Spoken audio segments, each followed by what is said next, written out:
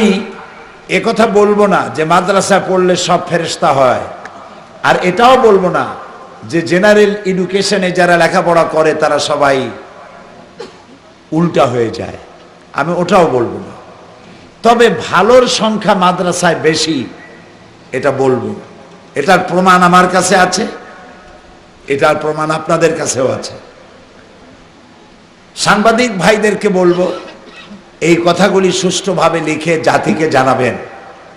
আপনারা জাতির বিবেক, আপনাদের কথা ছোট্ট পরিসর থেকে গোটা জাতির কাছে পৌঁছে যায়। আপনারা তিলকে তাল বানাতে পারেন, আবার ইচ্ছে করলে তালটাকে অদৃশ্য করে দিতে পারেন। কাজে আমরা আশা করব তিলকে তাল রাখবেন, তিলকে তিল রাখবেন, তালকে তালই রাখবেন, অদৃশ্য করবেন না। আজ যদি বাংলাদেশের সমস্ত জেলখানাগুলি তালাশ করা হয় এবং প্রত্যেকটি জেলখানা যদি জরিপ করা হয় যে এই জেলখানার ভিতরে কয়েদি কত শ্রেণী, চোর, ডাকাত, দস্যু, হাইজাকার, হন্তারক, ধর্ষক, মুনাফাখোর, চোরাকারবারি, নেশাখোর, এই যতগুলি কোয়ালিটির আসামি আছে, এই আসামিগুলির মধ্যে বাংলাদেশের প্রত্যেকটি জেল জরিপ করা হোক, এর মধ্যে মাদ্রাসায় শিক্ষিতদের হার, এর পার্সেন্টেজ কত? মসজিদের ইমাম কতজন, হাফেজে কোরআন কতজন, মাদ্রাসার শিক্ষক কতজন? এটা কি হিসাবের দিক থেকে হিসাব করলে মাদ্রাসায় শিক্ষকদের সংখ্যা বেশি হবে না কম হবে? একেবারে নাই আমি তা বলবো না, আমি আপনাদের সাথে একমত না। কিছু আছে, কিছু আছে, তবে সংখ্যা আটার মধ্যে নেমুকের মতো, একেবারেই ন্যূনতম। এটা কেন?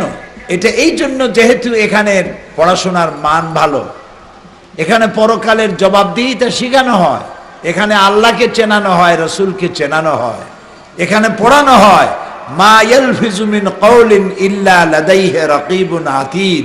মানুষ এমন কোনো কথা বলে না, লেখে না যা রেকর্ড না করে ফেরেশতারা, সব লিপিবদ্ধ হয়। এ জাতীয় অসংখ্য আয়াত ব্যাখ্যা এবং তাফসীর সহকারে বোঝানো হয়, তাই তাদের মধ্যে ভীতির সঞ্চার হয়, জবাবদেহিতার প্রশ্ন ওঠে। বলতে পারেন তাহলে এই যে জেএমবিতে যারা ধরা পড়লো তারা তো দেখা যায় মাথায় টুপি আর দাড়ি। কনভিক্টেড আসামি যারা, যাদের জেলে ফাঁসি হয়েছে, ফাঁসির অর্ডার হয়েছে, অথবা যাবজ্জীবন জেল হয়েছে, এই আসামিগুলো যখন টিভিতে দেখানো হয় দেখবেন এদের সকলের মুখে দাড়ি আর টুপি। এগুলি কিন্তু আগে ছিল না। জেলে গেছে, মৌত একেবারে মাথার কাছে, সারা জীবনের জেল, তখন দাড়ি আর টুপি রাখা আরম্ভ করে। আর এইটা দেখে মানুষেরা মনে করে দাড়ি টুপিওয়ালারাই এই কামগুলো করে। এবং এইটাকে বুঝাবার জন্য নাটকেরও বিরাট অবদান। নাটক যারা তৈরি করে, নাটকগুলিতে দেখবেন ভিলেন পার্টে যাকে আনানো হয় একজন খারাপ চেয়ারম্যান, একজন খারাপ লোক, এই খারাপ ভূমিকায় যাকে দিয়ে অভিনয় করানো হবে তার ঘাড়ে একটা রুমাল থাকতে হবে, মাথায় টুপি থাকতে হবে, মুখে দাড়ি থাকতে হবে। এগুলি ঠিক কিনা? এর দ্বারা প্রমাণ করা হচ্ছে টুপি, দাড়ি, এগুলি রুমাল, এগুলি মানেই হচ্ছে খারাপ। এটাকে চিত্রিত করা হচ্ছে। এইভাবে চিত্রিত করে আলেম সমাজকে হেয় প্রতিপন্ন করার প্রচেষ্টা চালানো হচ্ছে, কিন্তু এতে কোনো লাভ নেই, কোনো লাভ হবে না। কারণ জনগণের কাছে সব থেকে শ্রদ্ধার পাত্র ওলামারা। ঠিক, কিন্তু বললেন খুবই আস্তে। তার মানে হলো, আস্তে কেন বলছেন তাও আমি জানি। হাতির চোখ তার দেহ অপেক্ষা খুবই ছোট। হাতি যদি তার অবয়ব সম্পর্কে নিজের চোখ দিয়ে জানতে পারত তাহলে বুঝতো তার অবয়ব কত, শক্তি কত। চোখ ছোট হওয়ার কারণে নিজের সম্পর্কে ধারণা নাই।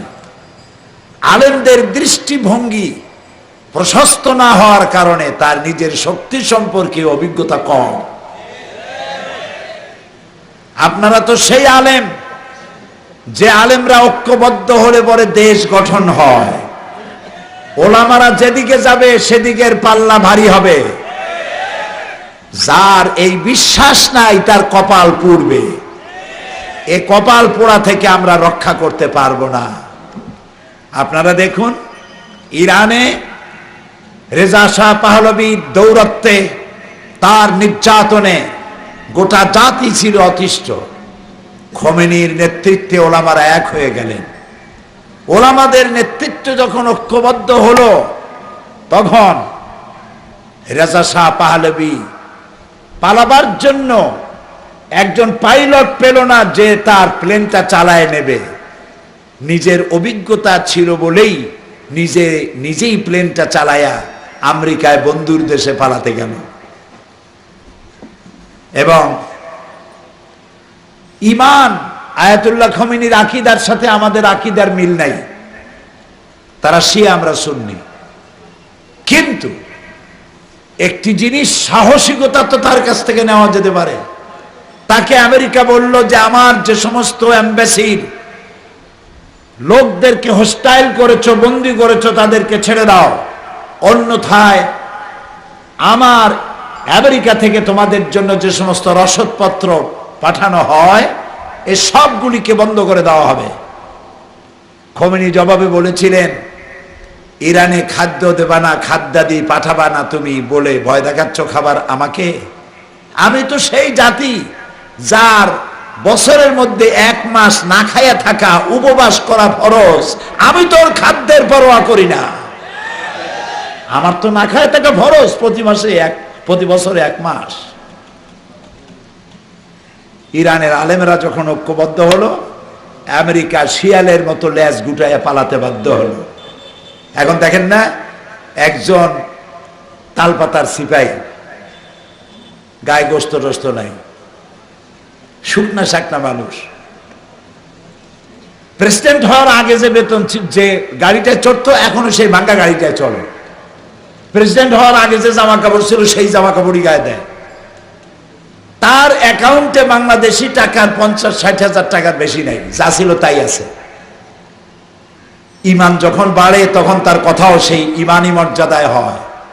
তিনি বলেছেন, ইহুদিদের জন্য যদি তোমাদের এতই মায়া হয়, তাহলে মধ্যপ্রাচ্যের ভূখণ্ডে মুসলমানদের জমিনে তাদেরকে বসাইছো কেন?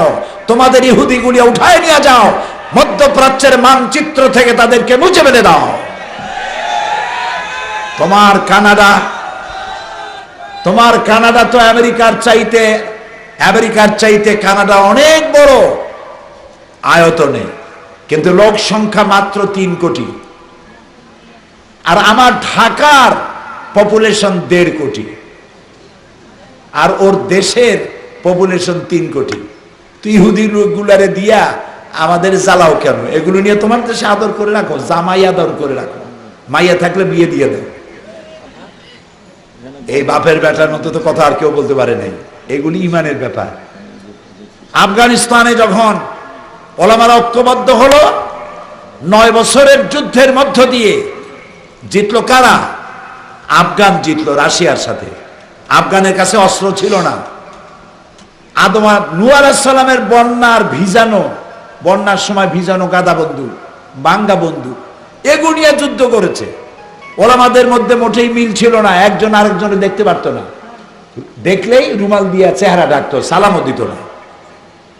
পাহাড়ে গিয়া দেখা হলো, সুন্নি শিয়া আরো যত মতবাদ আছে সব হুজুররা পাহাড়ে, জঙ্গল, সালাম আলাইকুম, সালাম আলাইকুম। কই যে এই সালাম আলাইকুম যদি আগে দিতাম কপালটা কত না ভালো হইতো। সব এক জায়গায়। একজন বলছিল, আমার বউ গেছে তার বাপের বাড়ি, মেয়ে গেছে তার নানা বাড়ি, ছেলে গেছে তার মামু বাড়ি, আমি গেছি আমার শ্বশুর বাড়ি, যাই দেখি আমরা সব এক জায়গায়। আফগানিস্তানে সব আলেমরা এক জায়গায় হয়েছে, বুঝলো যে আমরা উল্টাপাল্টা কাম করার কারণে মার খেয়েছি। ওলামারা ঐক্যবদ্ধ হলো।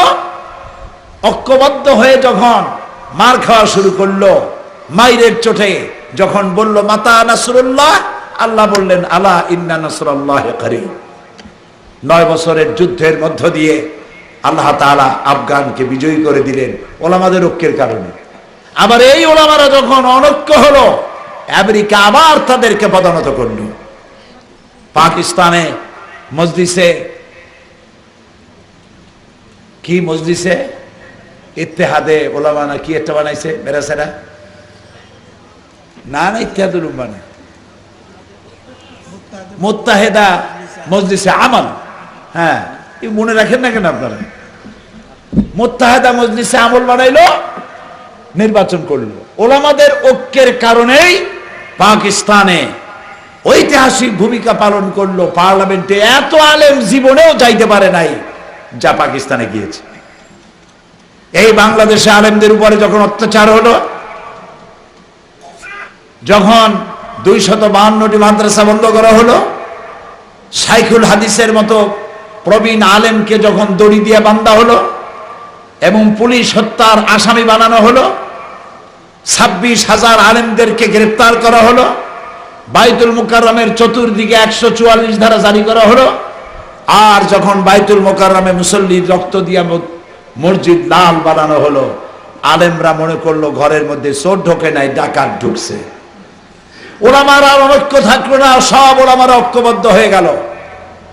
গত 2001 সালের নির্বাচনে জোট সরকারের বিজয়ের মূল কারণ ওলামাদের ঐক্যবদ্ধ হওয়া। এই শুকরিয়া আদায় করতে যদি সরকার ব্যর্থ হন, তাহলে চিত্রের পরিবর্তন হয়ে যেতে পারে। আমি আশা করি প্রধানমন্ত্রী এরকম মারাত্মক ভুল করবেন না, এটা আমার বিশ্বাস। কারণ আব্দুর রহমান যখন ধরা পড়ল, জাতির উদ্দেশ্যে তিনি একটি ভাষণ দিয়েছিলেন। শুনেছেন ভাষণ? শুনেছিলেন আপনারা? সেই ভাষণে তিনি বলেছেন শীর্ষ জঙ্গি আব্দুর রহমানকে ধরার ব্যাপারে শরিক ইসলামী দল এবং শরিকের বাইরে সমস্ত মসজিদের ইমাম, মাদ্রাসার শিক্ষকরা মসজিদে মসজিদে খুতবা দিয়া সন্ত্রাস আর জিহাদ এক নয়। আব্দুর রহমান আর বাংলা ভাই যা করছে তা ইসলাম নয়, এই কথা তারা মসজিদে বুঝাইছে, ওয়াজে বুঝাইছে, তাফসিরে বুঝাইছে। রোদ মাথায় নিয়ে মসজিদ থেকে হাজার হাজার মুসল্লি নিয়ে ইমামরা মিছিল করেছে। তারপরে জাতি বুঝতে পেরেছে এবং এই দুষ্ট চক্রকে ধরতে সক্ষম হয়েছে সরকার। এজন্য দেশের প্রধানমন্ত্রী হিসেবে আমি আলেমদেরকে মোবারকবাদ জানাই। প্রধানমন্ত্রী আলেমদেরকে সম্মান জানিয়েছে। প্রধানমন্ত্রী যেমন ওলামাদেরকে সম্মান জানিয়েছেন, ধন্যবাদ জানিয়েছেন, বাস্তবতার কারণে, সত্যের কারণে এই সব দুষ্ট চক্রকে ধরার জন্য আলেমদের ভূমিকা সব থেকে বেশি। এটা বুঝতে পেরে যেমন তিনি ওলামাদেরকে ধন্যবাদ দিয়েছেন, আজকে এই মহাসমাবেশ থেকেও আমরা প্রধানমন্ত্রীকে ধন্যবাদ জানাই। সাথে সাথে একথাও বলতে চাই, ধন্যবাদ আমরা দিতে থাকবো, আপনি নিতে থাকবেন, এটা তো হয় না। গিভ অ্যান্ড টেক, কিছু দিবেন কিছু নিবেন। আমাদের দাবি ন্যায্য দাবি এবং এটি আপনার ওয়াদা। এই ইবতেদায়ী মাদ্রাসা আপনি শুরু করেন নাই, এই ইবতেদায়ী মাদ্রাসা করেছেন বাংলাদেশের স্বাধীনতার মহান ঘোষক প্রেসিডেন্ট জিয়াউর রহমান সাহেব। আমরা দোয়া করি আল্লাহ তাকে জান্নাতুল ফেরদাউস নসিব করুন।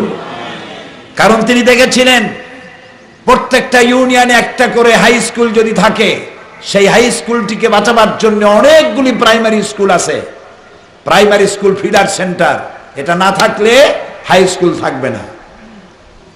তিনিও বুঝতে পেরেছেন ইবতেদায়ী মাদ্রাসা যদি না থাকে তাহলে দাখিল মাদ্রাসা থাকবে না, দাখিল না থাকলে আলেম ফাজেল থাকবে না। এটা তিনি বুঝেছিলেন বলেই ইবতেদায়ী মাদ্রাসা সৃষ্টি করেছিলেন। আমরা তার জন্য প্রাণ ভরে দোয়া করি। বিগত সরকার ইবতেদায়ী মাদ্রাসাগুলিকে কিচ্ছু দেয়নি, প্রাইমারি স্কুলকে শিক্ষার উপকরণ দিয়েছে, খাতা দিয়েছে, বই দিয়েছে, উপবৃত্তি দিয়েছে। গরিব মানুষেরা মনে করেছে আমার ছেলে ইবতেদায়ী মাদ্রাসায় দিয়ে লাভ কি, কিছু তো পাই না, তার থেকে প্রাইমারিতে দিয়ে দিই। ইবতেদায়ীগুলি শূন্য হচ্ছিল। বিগত সরকার ওরা যাতে মাতাল হলেও তাহলে ঠিক আছে, ওরা কখনো বলবে না যে মাদ্রাসা বন্ধ করে দেব। মাদ্রাসা বন্ধ করব কৌশলে। সেই কৌশল ছিল ইবতেদায়ীকে কিছু দেওয়া হবে না, কৌশলে বন্ধ করবে। একজনে তাকে তার বউকে খুব কিলাইতো, বউ কিল সহ্য করতে না পেরে একদিন জিজ্ঞেস করলো, স্বামী তুমি যে আমারে এত কিলাও, তুমি কি আমারে রাখবা না? স্বামী বলছে, কিলের ওজন বুঝে টের পাও না রাখবো কিনা? সুতরাং মাদ্রাসা বন্ধ করে দেওয়ার জন্য তারা পরিকল্পনা করেছিল, ইবতেদায়ী থেকে শুরু করেছিল। বর্তমান সরকার ইবতেদায়ী মাদ্রাসাগুলোকে শিক্ষার উপকরণ দিয়েছে। আমাদের দাবি হচ্ছে সমস্ত ইবতেদায়ী মাদ্রাসাগুলোকে প্রাইমারি স্কুলের মতোই বেতন ভাতা দিতে হবে, ছুটি ছাটা বোনাস দিতে হবে, একটু কম করা চলবে না। এবং এটি আপনার ওয়াদা। আর আমরা জানি আপনি সেই প্রধানমন্ত্রী যিনি ওয়াদা ভঙ্গ করেন না। আপনাকে সেই হিসাবে জাতি শ্রদ্ধা করে, জাতি আপনাকে সম্মান করে। এবং এই বাংলাদেশের 14 কোটি জনগণ আপনার কাছে এদেশের স্বাধীনতা, এদেশের স্বাধীন অস্তিত্ব, অখণ্ডত্ব, এদেশের ইসলাম, মুসলমান, দাড়ি, টুপি, মসজিদ, মাদ্রাসা সবটা আপনার কাছে নিরাপদ মনে করে। সেই বিশ্বাসকে আপনি অক্ষুণ্ণ রাখবেন বলেই আমরাও বিশ্বাস করি। সেজন্য আমাদের দাবি হচ্ছে 30শে মের মধ্যে, আগামী 30শে মে আমরা ডেডলাইন দিয়ে দিলাম। অনেক অপেক্ষা করেছি, অনেক অপেক্ষা করেছি। আগামী 30শে মের মধ্যে আপনার মুখ থেকে ঘোষণা শুনতে চাই, ফাজেল এবং কামেলের মান দেওয়া হলো। সেই সাথে ডেডলাইন কেন দিলাম এটাও জানতে হবে। ডেডলাইন দিয়েছে এই কারণে, জুন মাসে আপনি বাজেট দিবেন। যদি আপনি 30শে মের মধ্যে ফাজেল কামেলের মান না দেন, তাহলে বাজেটের জন্য কোনো বরাদ্দ থাকবে না। আর তার অর্থই দাঁড়াবে ফাজেল আর কামেল মান পাইল না। এবং এটাও জানি আপনি কোন কোন ক্ষেত্রে বিব্রত হয়েছেন। সেটি হলো, যখন এই আন্দোলন তুঙ্গে উঠল, ফাজেল কামেলের মান চাই, তখন যাদের দাখিলের মান নাই, আলেমের মান নাই, যারা আলিয়া মাদ্রাসারে বলে সবকিছু খালিয়া, তারাও মাঝখানে এসে দাবি জানাইলো তাদেরও স্বীকৃতি দিতে হবে এবং আরবি ইসলামী বিশ্ববিদ্যালয় না দিলে মান নেব না। এই দাবি দিয়ে আপনাকে বিব্রত করেছে। আমরা কিন্তু তাদের সাথে একমত নই। আমরা একটা ব্যাপারে একমত, কওমি মাদ্রাসার স্বীকৃতি আমরাও চাই। কারণ আমার দুই চোখ আমার কাছে যেমন প্রিয়, আলিয়া এবং কওমি মাদ্রাসাও আমার কাছে ইসলাম প্রচার প্রসারে ঠিক তেমন প্রিয়। তারা আমাদের বিরুদ্ধে যদি কিছু বলেন, আমরা তার জবাব দেব না, দরকার মনে করি না। আজকে কেউ কেউ মেদেছেন, পত্রিকায় সমানে আসতেছে মাদ্রাসার 6ষ্ঠ শ্রেণীতে মাওলানা মওদুদীর বই পড়তে দেওয়া হবে না। আমার প্রশ্ন, 6ষ্ঠ শ্রেণীতে মাওলানা মওদুদীর কোন বইটি পড়ানো হয়? বইটির নাম বলেন। এই যে শিক্ষক সবাই বলেন, মাওলানা মওদুদীর কোন বই 6ষ্ঠ শ্রেণীতে পাঠ্য তালিকাভুক্ত আছে? একটা বইও আছে? মাওলানা মওদুদীর লেখা কোন বই, কোন লাইন আছে? যারা নাই বলতেছেন হাত উঁচু করে দেখান। তাহলে এবার মাদ্রাসার শিক্ষকদের টাকা খাইয়া যে পত্রিকা তৈরি হলো সেই পত্রিকাই এই মিথ্যে কথা লিখে জাতিকে বিভ্রান্ত করছে। মাওলানা মওদুদীর বা জামাত ইসলামীর এমন কোন কাঙ্গালিপনা পড়ে নাই যে পুশিং ড্যাশিং করে তারপরে মওদুদীর বই পড়ার জন্য বলতে হবে আল্লাহর হস্তে মওদুদীর বই খেলা পড়েন, এই দুঃখ জামাত ইসলামীর নাই।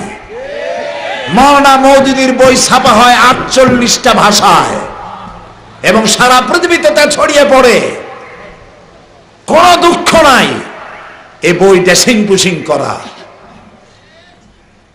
মধ্যপ্রাচ্যে যান, যে দেখবেন সেখানকার যত বড় বড় আলেম আছে, যেসব আলেমদের জুতা সাফ করার যোগ্যতা আপনাদের নাই, সেই সব আলেমরা মাওলানা মওদুদীর নাম নেওয়ার সময় বলে আল ওস্তাজ আল মওদুদী রাহিমাহুল্লাহ।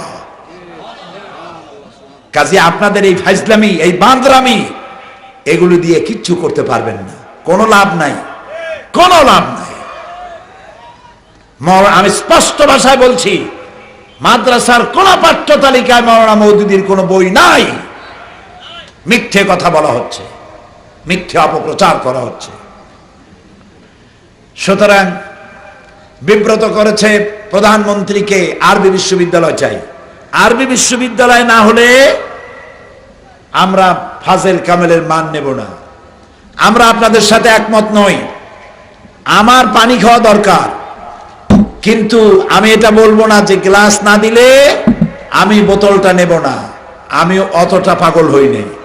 গ্লাস না দিলেও বোতল ভরা পানি আমি চাই, গ্লাস ছাড়াও খাইতে পারবো। কাজে আমার ফাজেল আর কামেলের মান দরকার। বিশ্ববিদ্যালয় সরকার যদি ইচ্ছে করে বিশ্ববিদ্যালয়ের আন্ডারে দেবে, আমি বলেছি তার জন্য কোনো অবকাঠামো নির্মাণের প্রয়োজন নাই। ঢাকা আলিয়া মাদ্রাসা যথেষ্ট, ওখানে সাইনবোর্ড লাগায় দেন ইসলামী বিশ্ববিদ্যালয়, তার আন্ডারে এফিলিয়েটিং ক্ষমতা শক্তি তাকে দিয়ে, তার মাধ্যমে দিয়ে দেন, কে টাকায়? আমরা মান চাই। এই মান যখন আন্দোলন তুঙ্গে উঠল, সাথে সাথে বোমার বৃষ্টি শুরু হয়ে গেল। এই কথাগুলি ঠিক কিনা? চতুর্দিক থেকে বোমা বৃষ্টি শুরু হলো। মৌলবাদ, মৌলবাদ, মৌলবাদ, মৌলবাদ, জিকির, জামাত শিবির, জামাত শিবির, জামাত শিবির, জামাত শিবির। হাজার দানার তসবি নিয়ে পড়া শুরু হয়ে গেল। মাথায় পাগড়ি, হাতে তসবি, আর জিকির হচ্ছে জামাত শিবির, জামাত শিবির। নানান ভাবে বিব্রত করা হয়েছে, ফলে আমাদের অগ্রযাত্রা ব্যাহত হয়েছে। একথা আমরা জানি। আপনাকে বিব্রত করা হচ্ছে। বিব্রত হওয়ার কোনো কারণ নাই। বাংলাদেশে লক্ষ লক্ষ ওলামারা ঐক্যবদ্ধ হয়ে 2001 সালে নির্বাচনে জোটকে ক্ষমতায় এনেছিল। এই একটি মাত্র পয়েন্ট, টার্নিং পয়েন্ট, ফাজেল কামেলের মান দিবেন, আপনার ক্ষমতায় আরোহণ করার 75% কনফার্ম হয়ে যাবে। এবং একটি জায়গায় ভুল করবেন, সেই ভুলের মাসুল গুনে কুলাইতে পারবেন না। কারণ আলেমদেরকে জনগণ সম্মান করে। আপনারা লক্ষ লক্ষ টাকা খরচ করে যে জনগণ উপস্থিত করতে পারেন না, আমাদের একজন আলেম কোনো মঞ্চে উপস্থিত হলে পয়সা দেওয়া লাগে না, পকেটের পয়সা খরচ করে এসে ঘন্টা পর ঘন্টা বসে থেকে কথা শোনে, আবার যাওয়ার সময় সামিয়ানা টানাবার, লাইটের, পোস্টারের পয়সা পকেট থেকে দিয়ে যায়। আলেমদের শ্রদ্ধা এ জাতির কলিজা আর রক্তের মধ্যে মিশানো। সুতরাং 14 দল দেখে ভয় পাওয়ার কারণ নাই। 14 দলের একটা হলো দল, 14 দলের একটা হলো অবশ্যই দল, শক্তিশালী দল। তাদের সংগঠন আছে, তাদের পলিটিক্যাল কমিটমেন্ট আছে। একটি দল, বাকি 13খানা সাইনবোর্ড। ওদের বাড়ি কই, থাকে কই, অফিস কই, খুঁজে পাওয়া যাবে না। 14 জনের নাম কি? যারা 14 দল করে তাদের বড় নেতারে জিজ্ঞান যে 14 দলের নাম কি কি কন, শোনান, আগে শোনান। আপনাদের 14 গোষ্ঠীর নাম কি? নামও কইতে পারবে না। কাজী এগুলি দিয়ে কোনো লাভ নাই। আমি গতকাল এখানে বলেছি, সারা বাংলাদেশে বলছি, চ্যালেঞ্জ, এই যত 14 গোষ্ঠী সাথে নেছেন আপনি বাদে, একটা দল বাদে, নাম নিলাম না, বুঝছেন তো তারা কারা? ওই যে ওরা বাদে বাকি 13 লম্বা লম্বা নেতা, লম্বা লম্বা জামা গায়ে, ওনারা ওনাদের মাতৃভূমিতে গিয়ে দাঁড়ান নির্বাচনে। চ্যালেঞ্জ রইল, কিয়ামত পর্যন্ত এমপি হতে পারবে না। জনগণ কোন ভোট দেবে না, নির্লজ্জভাবে জামানতের সবটা টাকা ফেরত দিতে হবে, জামানত ফেরত পাবে না। কারণ এই দেশের মানুষের সাথে আর মাটির সাথে বামপন্থীদের কোন সম্পর্ক নাই, কারণ তারা নাস্তিক্যবাদে বিশ্বাস করে। তাড়াতাড়ি বুঝবেন তত তাড়াতাড়ি মঙ্গল, যত দেরিতে বুঝবেন তত তাড়াতাড়ি অমঙ্গল ঘনিয়ে আসবে। আমি চাই না অমঙ্গল ঘনিয়ে আসুক, আমি চাই দেশ এবং জাতির সমৃদ্ধি। আমি চাই, আমরা চাই এই সরকার আবারও ক্ষমতায় আসুক, এবং সেজন্য দাবি মানতে হবে। আজ এই প্রখর রৌদ্রে সারা বিভাগের মায়েরা এসেছেন, ভাইয়েরা এসেছেন, অনেক কষ্টে, অনেক কষ্ট তাদের, অনেক বেদনা তাদের। এই কষ্ট এবং বেদনা নিশ্চয়ই প্রধানমন্ত্রী বুঝতে পারবেন, এবং এই কথাগুলি বুঝে তারা পদক্ষেপ গ্রহণ করবেন। 30শে মের মধ্যে আমরা দাবি আদায় করতে চাই। আর জি চাই আমরা, যদি যদি আমি শুধু আজকে পজিটিভ বলে গেলাম, 30শে মে ডেডলাইন দিয়ে গেলাম, পজিটিভ বললাম, নেগেটিভ দরকার হবে বলে মনে করি না। প্রধানমন্ত্রীকে আমি এ ব্যাপারে অনেক আন্তরিক পেয়েছি, সেই জন্য কোনো নেগেটিভ কথা উচ্চারণ করা প্রয়োজন মনে করি না। আল্লাহ তাআলা তৌফিক দান করুন এই সরকারকে, যেন নিজের পায়ে নিজে তারা কুড়াল না মারেন, তারা যেন গাছের ডালের আগায় বসে গোড়া না কাটেন। হাল জাযাউল ইহসান ইল্লাল ইহসান, উপকারীর উপকার করা ছাড়া এর বিনিময় আর কিছু হতে পারে না। সুতরাং যে ওলামারা আপনাকে সম্মান করে, সেই ওলামাদের দাবির প্রতি আপনি সম্মান করবেন।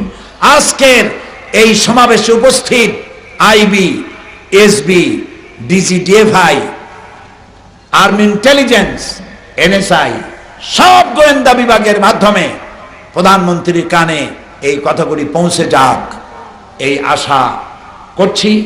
এবং যারা আয়োজন করেছেন, কষ্ট করে এসেছেন, সকলের সুস্বাস্থ্য, দীর্ঘজীবন কামনা করছি। আরেকটি জিনিস মনে রাখতে হবে, বলবো আমি নেগেটিভ বলতে চাই নাই কেন, ছোট্ট একটা ব্যাখ্যা দিয়ে দেই। লেপে যদি সার পোকা হয়, রাজশাহীতে সার পোকা হয় না? হয় না? হয় কি না? লেপে সার পোকা হয়েছে, কোন বুদ্ধিমান মানুষ কি সার পোকা দূর করার জন্য লেপে আগুন দেয়? মেয়ে লোকের মাথায় উকুন হয়, কারণ চুলও বেশি, আর পুরুষের চাইতে তাদের মাথা ঠান্ডাও বেশি। এই জন্য উকুনেরা এটা একটা অভয়ারণ্য মনে করে। কোন মেয়ে লোক পৃথিবীতে এমন নাই যে উকুন তাড়াবার জন্য মাথার চুলে আগুন দেয়। এটা করে নাকি? করে না। সুতরাং আমি নেগেটিভ এই কারণেই বললাম না, পজিটিভের মধ্যেই থাকি। আশা করি আমার এই কথা বোঝার জন্য যথেষ্ট হবে। আকলমন্দ কো এক হরফ, কি জানি, আকলমন্দ কো এক হরফ ইশারা কাফি, নাদান কো কাফি নেহি কিলো ঘুষি। তা আমি বুঝি, আশা করি সরকার বুঝে ফেলবেন আমাদের কথা, আমাদের আবেগ, এর প্রতি শ্রদ্ধা জানাবেন। সকলের সুস্বাস্থ্য আর দীর্ঘ জীবন কামনা করি। আল্লাহ হাফেজ। বাংলাদেশ জিন্দাবাদ। হ্যাঁ, দোয়া হবে, দোয়া হবে। ইউসুফ সাহেবের বইটা এখানে আছে। ও, আর ওই যে জেহাদ আর সন্ত্রাস নিয়ে যে গন্ডগোল বাঁধছে, আব্দুর রহমান এবং বাংলা ভাই জেহাদ করতেছে, এটা জেহাদ নয়, এটা সন্ত্রাস। বলেন এটা কি? সন্ত্রাস, এটা জেহাদ নয়। কোন ব্যক্তি কোন সংগঠনের পক্ষ থেকে জেহাদের ঘোষণা দিতে পারে না, হারাম এবং হারাম। জেহাদের ঘোষণা দিতে পারে কেবলমাত্র নির্বাচিত কোন সরকার ছাড়া জেহাদের ঘোষণা কেউ দিতে পারে না। কাজী জেহাদ কি সেটা বোঝার জন্য আলেমদেরকে বুঝতে হবে। সে ব্যাপারে আমার জীবিত ওস্তাদ একজনই আছেন এখন, হযরত মাওলানা আবুল কালাম মোহাম্মদ ইউসুফ শাইখুল হাদিস মুফাসসির কোরআন। তার লেখা ইসলামের জেহাদ, ছোট্ট একটা বই, মাত্র 5 টাকা দাম। কোথায় পাওয়া যাবে? এইখানে পাওয়া যাবে। এইখানে মানে সেইখানে। আর আমার লেখা জঙ্গি ও সন্ত্রাস দমনে ইসলাম, এটিও পড়া দরকার। এটির মধ্যে জঙ্গি কারা, কেন জঙ্গিবাদ চালাচ্ছে বাংলাদেশে, কোরআন হাদিস কি বলে, এটাও তার মধ্যে লেখা আছে। আপনারা কিনবেন, নিয়ে যাবেন। আল্লাহুম্মা আমিন। রব্বানা যালামনা আনফুসানা ওয়া ইন লাম তাগফির লানা ওয়া তারহামনা লানাকুনান্না মিনাল খাসিরিন। আল্লাহ তাআলা তোমার আরশে আজিম থেকে দয়া করে এই মাদ্রাসা, রাজশাহী মাদ্রাসা ময়দানের দিকে রহমতের নজরে তাকাও। আমাদের সকলের জীবনের গুনাহ খাতাকে মাফ করে দাও। আমাদের মা বাপ মুরব্বীকে আল্লাহ তুমি দয়া করে ক্ষমা করে দাও। আল্লাহ তাআলা একটা বড় উদ্দেশ্য নিয়ে আমরা এখানে একত্রিত হয়েছি। আল্লাহ তাআলা দাখিলের মান আছে, ফাজেলের মান আছে, আলেমের মান আছে। ফাজেল কামেলের মান নাই বলে ফাজেলে ছাত্র পাওয়া যায় না, কামেলে ছাত্র পাওয়া যায় না। এক সময় এমন আসতে পারে, এটা না হলে পরে মাদ্রাসা শিক্ষা বন্ধ হয়ে যেতে পারে। আয় আল্লাহ, আর মাদ্রাসা শিক্ষা যদি বন্ধ হয়ে যায়, তোমার মসজিদে কারা যাবে, কারা তোমার নাম নিয়ে বাগানে বাগানে, গ্রামে গঞ্জে, শহরে বন্দরে তোমার গুণগান গাইবে কারা? আল্লাহ তাআলা তুমি দয়া করে ফাজেল আর কামেলের মান যেন এই সরকার দিয়ে দেয়, এই সুমতি তুমি দান করে দাও। যে কমিটি গঠন করা হয়েছে এই মান দেওয়ার জন্য, সেই কমিটির প্রত্যেকটি সদস্যের কলিজার ভেতরে মাদ্রাসার মহব্বত পয়দা করে দাও। এবং এটা না দিলে পরে কিয়ামতে যে শাস্তি হবে সেই অনুভূতিও তাদের মধ্যে জাগ্রত করে দাও। আল্লাহ তাআলা বর্তমান প্রধানমন্ত্রীকে তৌফিক দাও, আগামী বাজেট আসার আগেই ফাজেল কামেলের মান যেন তিনি ঘোষণা দিয়ে দেন। তোমার কাছে সাহায্য কামনা করি। আল্লাহ তাআলা আমাদের এই প্রিয় জন্মভূমি বাংলাদেশের স্বাধীনতার সার্বভৌমত্ব কিয়ামত পর্যন্ত হেফাজত করো। বর্তমান সরকারকে 4.5 বছর দেশ পরিচালনায় যে ভুল হয়েছে, ত্রুটি হয়েছে, গুনাহ হয়েছে, সবটা মাফ করে দিয়ে আগামীতেও তাদের হাতে ক্ষমতা তুলে দাও। যাদের কাছে ইসলাম, মুসলমান, টুপি, দাড়ি, মাদ্রাসা, মসজিদ নিরাপদ, আল্লাহ তাআলা তাদেরকেই ক্ষমতা দাও। আল্লাহুম্মা লা তুসাল্লিত আলাইনা মান লা ইয়ারহামুনা। আল্লাহ তাআলা ভাই বোনেরা কষ্ট করে এসেছেন, বোনেরাও বহুত কষ্ট করেছেন, তাদের প্রতিও তুমি রহম করো। প্রত্যেকের স্বাস্থ্য ভালো রাখো, রোগ ব্যাধি মাফ করো, দিলের নেক আশা পুরা করো। প্রত্যেকের মাদ্রাসাগুলির রেজাল্ট আল্লাহ তুমি ভালো করো। ইবতেদায়ী মাদ্রাসার শিক্ষকরা না খাইয়া কষ্ট করে কি যে কষ্ট তারা করতেছেন, আল্লাহ তোমার চাইতে কে